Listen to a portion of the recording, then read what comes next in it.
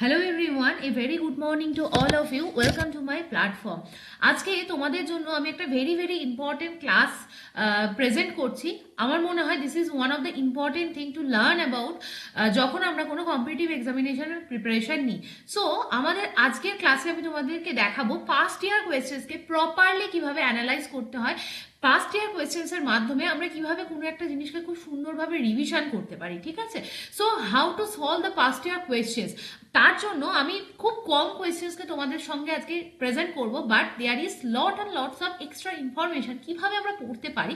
তার জন্য আমরা ডব্লিউবিসিএস 2023-এর যে প্রিলিমিনারির যে পাস্ট ইয়ার কোয়েশ্চেন্স আছে সেটাকে কিছুটা অ্যানালাইজ করার চেষ্টা করবো, এবং আমি তোমাদেরকে বোঝাবো যে what should be the best strategy to revise the entire syllabus through the past year questions. আশা করি তোমাদেরকে আমি হেল্প করতে পারবো।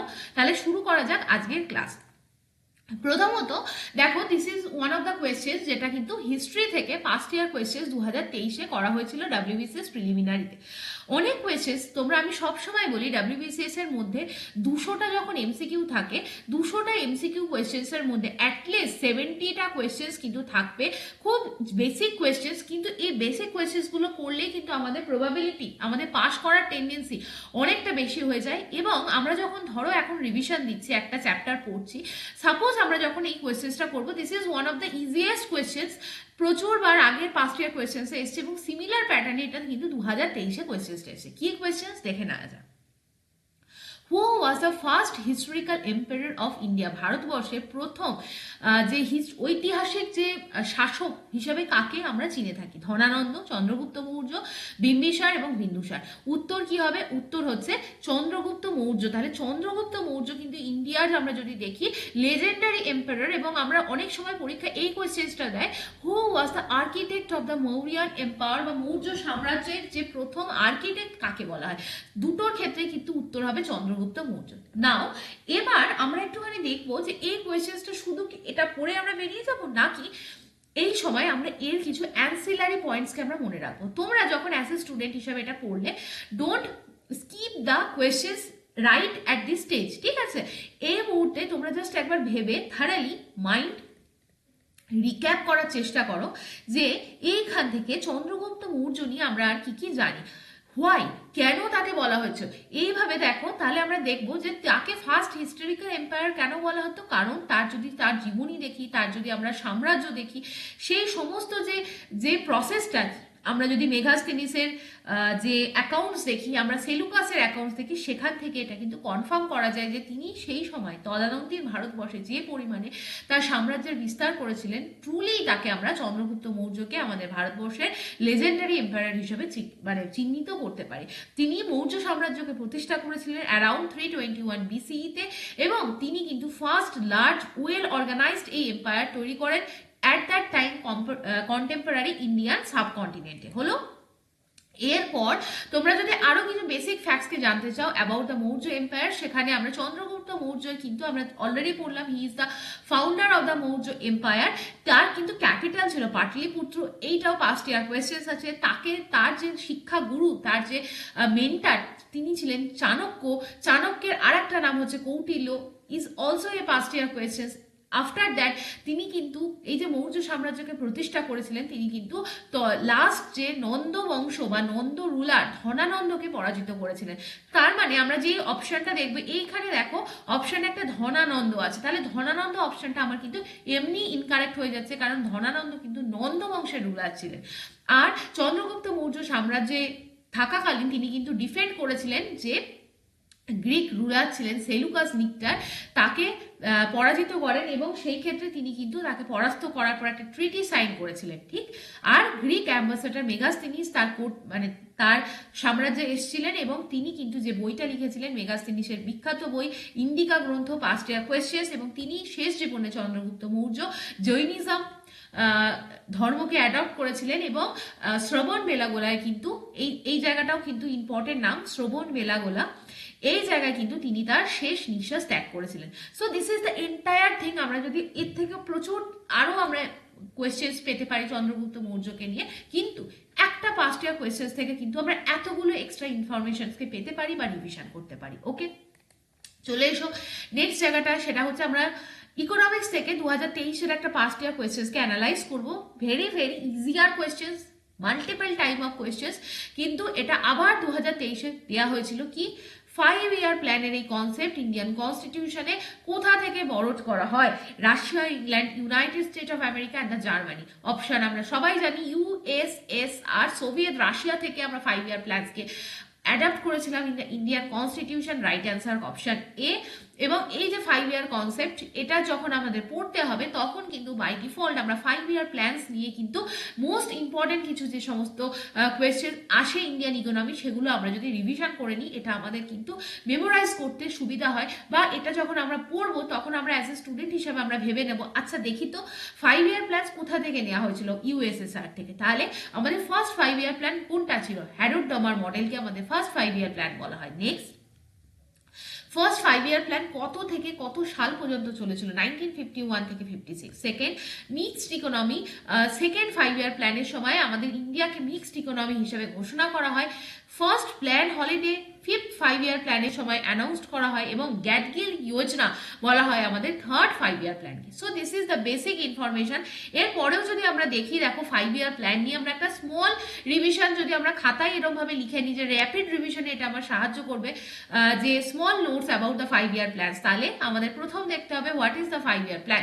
ইট is a centralised economic planning. Okay, এটা এমন একটা ফ্রেমওয়ার্ক যেটা কিন্তু আমাদের ইকোনমিক গ্রোথে একটা টার্গেট ফিক্সড করে দেয়, কি সোশ্যাল ডেভেলপমেন্ট হবে সেটা আমাদের আগে থেকে বুঝতে সুবিধা করে, এবং প্ল্যানিং কমিশনের দ্বারা এটা ইমপ্লিমেন্টেড হয়।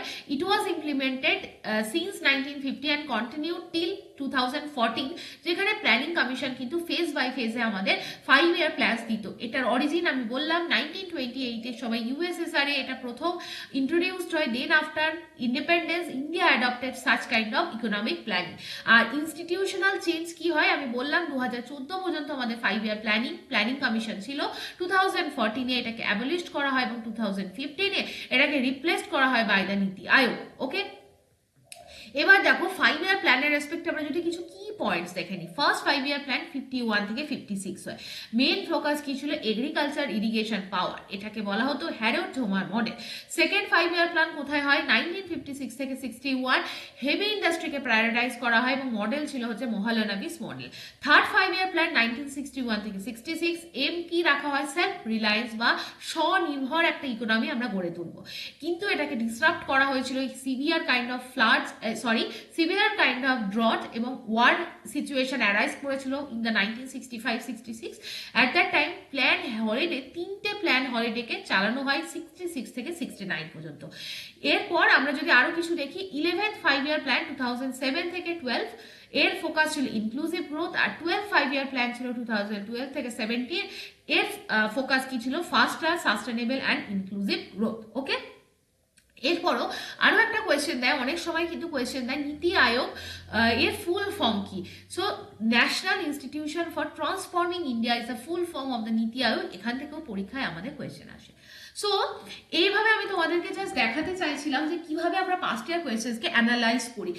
প্রপার পড়াশোনা আমরা অনেকে এই সময় আমি দেখছি প্রচুর স্টুডেন্ট কিভাবে পড়বে, তারা কতটা পড়বে, কোনটা তাদের টার্গেট, কোনো কিছুই তাদের কাছে কিন্তু একটা ক্লিয়ার না। অ্যান্ড দ্যাট মানে অস্বচ্ছতা আমার মনে হয় তাদের মধ্যে একটা লেস কনফিডেন্স, কি আমি কি পারবো, আর 2.5 মাস সময় আছে আমি কিভাবে পারবো, এই পুরো জায়গাটা কিন্তু একটা আসছে, গ্রো করছে। যারা অলরেডি অনেকবার দিয়েছো বা যারা নতুন দিচ্ছ, দুজনের ক্ষেত্রে, দুটো ক্যাটাগরির অ্যাসপিরেন্টের ক্ষেত্রে আমি দেখছি যে একটা লো কনফিডেন্স, আমরা পারবো কি পারবো না, কোথা থেকে কি করব, সমস্ত জায়গাটা নিয়ে একটা huge uncertainty, and that creates huge anxiety after all. তো তোমরা যদি WBCS এর রেসপেক্টে আমি বলবো preparation now. So make your preparation very focused, এবং কোনটা পড়বো কোনটা ছাড়ছি এই বিষয়টা, এই সিদ্ধান্তটা কিন্তু খুব ইম্পর্টেন্ট।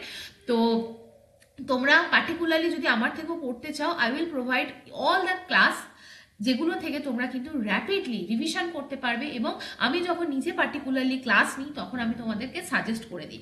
সো এরপরে জাস্ট চলো পরের কোয়েশ্চেন্সটাকে আমরা দেখে নিই। 3 নম্বর যে কোয়েশ্চেন্সটা, that is related to the Indian constitution and fundamental rights. 3 নম্বরে দেখো, which provision of the fundamental rights is directly related to the exploitation of the children. Exploitation of the চিলড্রেনদের জন্য কোন পার্টিকুলার আর্টিকেলটা আমরা যদি দেখি রিলেটেড আছে। এবার তোমরা দেখো এটা হচ্ছে ফান্ডামেন্টাল রাইটস এর জন্য। ফান্ডামেন্টাল রাইটস এর জন্য আমরা যদি দেখি there are lots and lots of questions first ইয়ারে, কোনো একটা ইয়ার দেখবে না যেখানে ফান্ডামেন্টাল রাইটস থেকে কোয়েশ্চেন্স নেই। সো এখানে এই কোয়েশ্চেন্সটা সলভ করার সাথে সাথে আমাদের দেখতে হবে ফান্ডামেন্টাল রাইটস থেকে আমরা কি কি নতুন শিখলাম। আমরা যদি দেখি অ্যাকচুয়ালি অ্যান্সার হবে article 24, option D is the correct answer. আমরা যদি দেখি আমাদের পার্ট 3 ইন্ডিয়ান কনস্টিটিউশনে ফান্ডামেন্টাল রাইটস আছে, that is divided into 6 fundamental rights as of now. তোমাদের কাছে আমার কোয়েশ্চেন্স আসছে কোন ফান্ডামেন্টাল রাইটসকে আমরা ডিলিট করি এবং কততম কনস্টিটিউশন অ্যামেন্ডমেন্ট দিয়ে সেই ফান্ডামেন্টাল রাইটসটাকে ডিলিট করা হয়। এক্সিস্টিং যে ফান্ডামেন্টাল রাইটস আছে সেটা হচ্ছে right to equality, right to freedom, right against exploitation, right to freedom of religion, cultural and educational right and right to constitutional remedy. Okay, এরপরেও যদি আমরা দেখি, দেখো ফান্ডামেন্টাল রাইটস তাহলে 12 থেকে 35 বারংবার past year questions, very very important. Article 44 uniform civil code. চলে এসো fundamental duties, very very important. 51A, 52-তে আছে প্রেসিডেন্ট অফ ইন্ডিয়া, 76-এ আছে attorney general of India and 153 is the governors of the state. এই প্রত্যেকটা articles থেকে কিন্তু past ইয়ারে তোমরা দেখবে মেন্স পর্যন্ত কোয়েশ্চেন্স আছে, এইগুলোকে তোমাদের পড়ার দরকার আছে। সিমিলার প্যাটার্নে যদি আমরা জাস্ট রিভিশন করি যে আমাদের কটা শিডিউল আছে in the Indian constitution, there is 12 schedule. Municipality কিন্তু 12 নাম্বার অফ শিডিউলে আছে। আমরা যদি দেখি 11 শিডিউলে আছে আমাদের পঞ্চায়েতি রাজ, ল্যান্ড রিফর্ম আছে 9th শিডিউলে, অ্যান্টি ডিফেকশন আছে 10th শিডিউলে এবং 5th শিডিউল যদি আমরা কথা বলি সেটা হচ্ছে আমাদের এসটি কমিউনিটির রেসপেক্টে 5th শিডিউলকে কিন্তু মেনশন করা আছে। সো এর পরের কোয়েশ্চেন্সটা আমি তোমাদেরকে জাস্ট ডিসকাস করছি। 4th questions of the day, দাদাভাই Naoroji was elected to the British house of Commons as a member of which party? তো উত্তর হবে কিন্তু এটা লিবারেল পার্টি আছে। Liberal party is the correct answer because দাদাভাই নওরোজি কিন্তু ব্রিটিশ হাউস অফ কমন্সে, এটাও কিন্তু খুব ইম্পর্টেন্ট। পরে হয়তো কোয়েশ্চেন্স দেবে হাউস অফ কমন না হাউস অফ মানে অন্য কোনো হাউসের নাম দিয়ে দেবে, উত্তর হবে কিন্তু তিনি হাউস অফ কমন্সে ইলেক্টেড হয়েছিলেন। 1892 থেকে 1895 পর্যন্ত সার্ভ করেছিলেন লিবারেল পার্টির হয়ে লন্ডনে। ওকে, সো দাদাভাই নওরোজিকে নিয়ে আমরা যদি কিছু রিভিশন করি হিস্ট্রি, তাহলে তিনি কি হবেন? Grand old man of India. দাদাভাই নওরোজি 1885-এ যখন ইন্ডিয়ান ন্যাশনাল কংগ্রেস আমাদের স্ট্যাবলিশড হয়, সেখানে তিনি একটি মুখ্য ভূমিকায় নিজেদের অবদান রেখেছিলেন। 1892-তে তিনি ইলেক্টেড হয়েছিলেন, আমি বললাম, ব্রিটিশ পার্লামেন্টে অ্যাজ এ মেম্বার। এরপর 1906-এ ইন্ডিয়ার রেসপেক্ট একটা ভেরি ইম্পর্টেন্ট ফ্যাক্ট, তিনি কিন্তু প্রথম, he is the first person যিনি কিন্তু রেজ করেছিলেন দ্য ডিম্যান্ড অফ স্বরাজ। তিনি কিন্তু স্বরাজের অধিকার বা তার এগেনস্টে তিনি স্বরাজের দাবি কিন্তু প্রথম তুলেছিলেন। ভেরি ইম্পর্টেন্ট কোটেশন, হয়তো ফার্স্ট ইয়ার কোয়েশ্চেন্সে এখনো দেয়নি, বাট যে কোনো দিন দাদাভাই নওরোজি থেকে এই কোটেশনটা দিতে পারে। I am a Hindu, a Muslim, a Parsi, but above all, I am an Indian first. Very, very important past year questions থেকে আমি এটাকে তোমাদের সঙ্গে শেয়ার করলাম। দাদাভাই নওরোজি নিয়েও যদি আমরা কিছু বেসিক ফ্যাক্টস দেখে নিই, হি ইজ দ্য পার্সন যার মাধ্যমে আমাদের ইকোনমিক ডেভেলপমেন্ট কিন্তু অনেক বেশি প্রগ্রেস করে। তিনি 1825-এ জন্মগ্রহণ করেছিলেন, 1917-এ তিনি মারা যান এবং তিনি কিন্তু grand old man of India বলে পরিচিত। তিনি ফার্স্ট ইন্ডিয়ান, এশিয়ান এবং পার্সি ছিলেন যিনি কিন্তু ব্রিটিশ এমপি হিসেবে ফাংশন করেন। তার পলিটিক্যাল কন্ট্রিবিউশন আমরা যদি দেখি, 1885-এ ইন্ডিয়ান ন্যাশনাল কংগ্রেসের তিনি কো ফাউন্ডার ছিলেন। 3 টাইমস তিনি ইন্ডিয়ান ন্যাশনাল কংগ্রেসকে প্রিসাইড করেছিলেন তার মিটিংয়ে। 1886-এর ক্যালকাটা সেশন, 1893-এর লাহোর সেশন, 1906-এর ক্যালকাটা সেশন। ওকে, ইকোনমিক আইডিয়ার মধ্যে তিনি প্রথম ড্রেন অফ ওয়েলথ থিওরিকে প্রপাউন্ড করেন এবং তিনি কিন্তু যে বইটা লিখেছিলেন তার মাধ্যমে তিনি এক্সপ্লেন করেছিলেন যে ইন্ডিয়ার ইকোনমিক প্রভার্টি কেন হচ্ছে, হাউ ব্রিটিশ রুল কজেস ইন্ডিয়ার মিজারি। তার মেজর ওয়ার্কের যে বই, poverty and un-British rule in India, work in Britain. তিনি ব্রিটেনে থাকাকালীন যে কাজগুলো করেছিলেন তার মধ্যে ইস্ট ইন্ডিয়া অ্যাসোসিয়েশন লন্ডনে এস্টাবলিশড হয় এবং তিনি কিন্তু ব্রিটিশ পাবলিককে এডুকেট করার কাজ এবং তিনি কিন্তু সেখানে অ্যাডভোকেট করেছিলেন Indian representation in the civil service and the administration. তার লিগাসি আমরা যদি দেখি এক্সাম পয়েন্ট অফ ভিউ থেকে, mentor to the leaders like Gopal Krishna Gokhale, তার আইডিয়ার মাধ্যমে ইন্ডিয়ার ইকোনমিক লিবারালাইজেশন হয়েছিল এবং he is a very very important কি পার্সোনালিটি ইন্ডিয়ান ন্যাশনাল মুভমেন্টে। ওকে, লাস্ট আরও যদি আমরা কয়েকটা পাস্ট ইয়ার 2023-এরই কোয়েশ্চেন্সকে দেখে নিই, this is very important. Indian geography থেকে এই পাস্ট ইয়ার কোয়েশ্চেন্সটা 2023-এ করা হয়েছিল। কোয়েশ্চেন্সটা কি আছে? কোয়েশ্চেন্সটা আছে ইন্ডিয়ার রেসপেক্টে গঙ্গার রেসপেক্টে which of the following is the right bank tributaries? আমাদের গঙ্গার রাইট ব্যাঙ্ক ট্রিবিউটারিজ কোনটা আছে? আমরা যদি পার্টিকুলারলি গঙ্গা রিভারটা সম্বন্ধে পার্টিকুলারলি না জানি তাহলে কিন্তু আমাদের কনফিউশন হয়ে যাবে। দেখো যমুনা প্রত্যেকটা অপশানে আছে, তাই যমুনা দিয়ে কিন্তু আমরা অপশানটাকে এলিমিনেট করতে পারবো না। নাও গন্ডক রিভারকে যদি আমরা দেখি, Gandak is the tributary is the left bank tributary of Ganga, তাই আমরা অপশন সি কে এলিমিনেট করলাম। নাও চম্বল কিন্তু যমুনার একটা tributary, not Chambal is not the tributary of Ganga, তাই আমরা অপশন ডি কে এলিমিনেট করতে পারি। তাহলে চম্বলকে যেই আমরা এলিমিনেট করলাম, অপশন এও এলিমিনেট হয়ে গেল। আমার উত্তর পড়ে রইল অপশন বি, যমুনা, সোন এবং দামোদর। এই যদি আমরা পিকচারটা একবার দেখে নিই, this is the entire Ganga river, যেটা গঙ্গোত্রী গ্লেশিয়ার থেকে তৈরি হয়েছে। পাশেই আছে আমাদের যমুনেত্রী গ্লেশিয়ার, যেখান থেকে যমুনা তৈরি হয়েছে। যমুনার ইম্পর্টেন্ট ট্রিবিউটারি হচ্ছে চম্বল, সিন্ধ, বেতোয়া, কেন। গঙ্গার ইম্পর্টেন্ট ট্রিবিউটারি হচ্ছে কি, রাইট সাইড থেকে দেখলে নাম্বার 1 যমুনা, তারপর সোন, নাম্বার 3-তে আসছে দামোদর, আর লেফট ব্যাঙ্ক ট্রিবিউটারির মধ্যে আসছে রামগঙ্গা, গোমতী, ঘাঘর, গন্ডক, কোশি, মহানন্দা। তাহলে এই যে ক্রোনোলজিগুলো, এইখান থেকেও আমাদের কিন্তু পরীক্ষায় কোয়েশ্চেন আসতে পারে। ওকে, ভূগোলের রেসপেক্টে ডায়াগ্রাম ছাড়া আমরা যদি কোনো কিছু পড়ি, সব পড়াটাই আমাদের অধরা থাকে। সেই জন্য দেখো গঙ্গোত্রী, কেদারনাথ এবং আমাদের যদি বদ্রীনাথকে দেখি, এখান থেকে যে রিভার সিস্টেমগুলো তৈরি হয়েছে, প্রথমত আমরা আসছে অলকানন্দায়। অলকানন্দার সাথে নন্দাকিনী যখন মানে জড়িত হয়, প্রথম আছে ধৌলিগঙ্গা। ধৌলিগঙ্গায় যে প্রয়াগটা তৈরি হয় সেটি হচ্ছে বিষ্ণু প্রয়াগ। নন্দাকিনী নদী যেখানে জড়িত হয় সেখানে তৈরি হচ্ছে নন্দা প্রয়াগ। 3 নম্বরে আছে আমার কর্ণপ্রয়াগ। কর্ণপ্রয়াগে কিন্তু মন্দাকিনী রিভার এসে অলকানন্দার সাথে ম্যাচ করছে। এরপর এখানে হচ্ছে পিণ্ডর গঙ্গা এসে ম্যাচ করছে, আর মন্দাকিনী যেখানে ম্যাচ করছে সেখানে তৈরি হয় রুদ্রপ্রয়াগ। আর লাস্ট এখানে আমাদের যেটা থেকে বারংবার পাস্ট ইয়ার কোয়েশ্চেন আছে, দেবপ্রয়াগ, সেখানে ভাগীরথী অলকানন্দার সাথে ম্যাচ করে। সো এই যে প্রয়াগগুলো, এইগুলো কিন্তু ইম্পর্টেন্ট আছে। চলে এসো আমাদের লাস্ট কোয়েশ্চেন্সকে আমরা যদি দেখে নিই। 6 নম্বর কোয়েশ্চেন, সেটাও last year past year questions আছে 2023-এর। সেটা হচ্ছে আমাদের হিউম্যান বডির স্মলেস্ট এবং লার্জেস্ট এন্ডোক্রাইন গ্ল্যান্ড কি আছে। আমরা যদি ভালো করে আমাদের হিউম্যান বায়োলজিটাকে পড়ে থাকি তাহলে আমরা জানবো pineal body is the smallest and thyroid is the largest gland, এবং সেইখান থেকে আমাদের হয়ে যাবে option D is the correct answer. হলো ইম্পর্টেন্ট কিছু এক্সাম ফ্যাক্টস যদি আমরা দেখি, তাহলে স্মলেস্ট এন্ডোক্রাইন গ্ল্যান্ড হচ্ছে pineal body, largest endocrine gland হচ্ছে থাইরয়েড। মাস্টার গ্ল্যান্ড আমাদের আছে সেটা হচ্ছে পিটিউটারি, এবং পিটিউটারিকে কন্ট্রোল করে hypothalamus, and that is Y master of the master gland হচ্ছে hypothalamus. Hormone of the slip, আমাদের যে ঘুম আসে সেই হরমোন কোনটা, সেটাকে বলা হয় মেলাটোনিন হরমোন। এটা খুব ইম্পর্টেন্ট আছে। আর এমার্জেন্সি হরমোন আমরা কাকে বলি, অ্যাড্রিনালিনকে। এবং আমাদের শরীরে একমাত্র মিক্সড গ্ল্যান্ড সেটা হচ্ছে প্যানক্রিয়াস, যেটা থেকে এনজাইমও ক্ষরণ হয়, যেটা থেকে আমাদের হরমোনসও ক্ষরণ হয়। তো এই this is the important thing. আমরা যদি দেখো একবার জাস্ট পিনিয়াল গ্ল্যান্ডটাকে দেখে নিই, আমাদের ব্রেনের মধ্যে একটা সব থেকে স্মলেস্ট এন্ডোক্রাইন গ্ল্যান্ড। এর মেইন ফাংশন কি আছে, মেলাটোনিন হরমোনকে প্রডিউস করা, এবং মেলাটোনিন হরমোনকে প্রডিউস করার মাধ্যমে এই হরমোন কিন্তু আমাদের স্লিপ সাইকেলকে রেগুলেট করে, এবং এর মাধ্যমে কিন্তু আমরা যে রাত্রিবেলা যখন ঘুমোতে যাই, এই যে ঘুম আমাদের আসছে, আমাদের চোখে যে ডার্কনেসটা আসছে, লাইটকে কন্ট্রোল করা, হেল্প করা স্লিপকে, এই সমস্ত কাজটা কিন্তু পিনিয়াল অর্গান করে।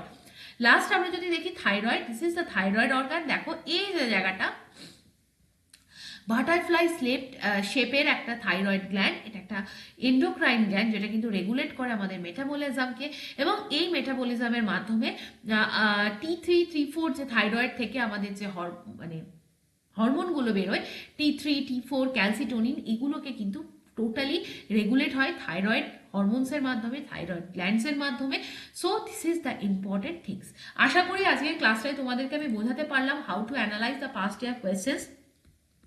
আমি এভাবেই তোমাদেরকে দেখো সব কিছু আমাদের পড়ার দরকার নেই, বাট যেটুকুখানি আমি পড়বো সেটা যেন সলিড হয়, সেখান থেকে যেন আমি 5টা কোয়েশ্চেন্স করতে পারি, এটাই কিন্তু আমাদের মেইন বিষয়বস্তু হওয়া উচিত। তোমরা কেউ যদি চাও আমার থেকে WBCS এর গাইডেন্স নেবে, then feel free to mail me. This is my mail আইডির লিঙ্ক ডেসক্রিপশন বক্সে এবং ফার্স্ট পিড কমেন্ট সেকশনে আমি দিয়ে দেবো, তোমরা অ্যাক্সেস করতে পারবে। তোমাদের নাম এবং কন্ট্যাক্ট নাম্বার সহ আমি মেল করো। যেহেতু আমাদের সময় কম আছে, প্রিলিমস এবং এই যে ভিডিওগুলো এগুলো up to the mains level পর্যন্ত আছে। ওয়ান্স ইউ এনরোল, তোমাকে সমস্ত ক্লাসেস প্রোভাইড করে দেওয়া হবে।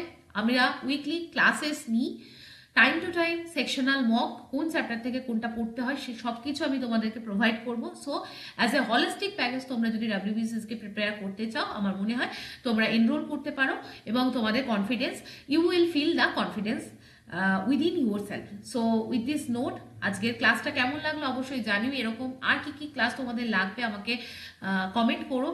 প্রচন্ড ব্যস্ততার মধ্যে আজকে রবিবার তোমাদের জন্য এই ভিডিওটা করে উঠতে পারলাম, আশা করি তোমাদেরকে হেল্প করলাম। লাইক করো, শেয়ার করো, সাবস্ক্রাইব করো। এই ক্লাসটা বা এই পিডিএফটা আমি টেলিগ্রামে দিয়ে দেবো, তোমরা টেলিগ্রাম জয়েন করে ডাউনলোড করে নিও। আর তোমরা WBCS এর রেসপেক্টে কেউ এনরোল করতে চাইলে আমাকে মেল করো, this is my mail ID. Thank you for watching, have a nice day.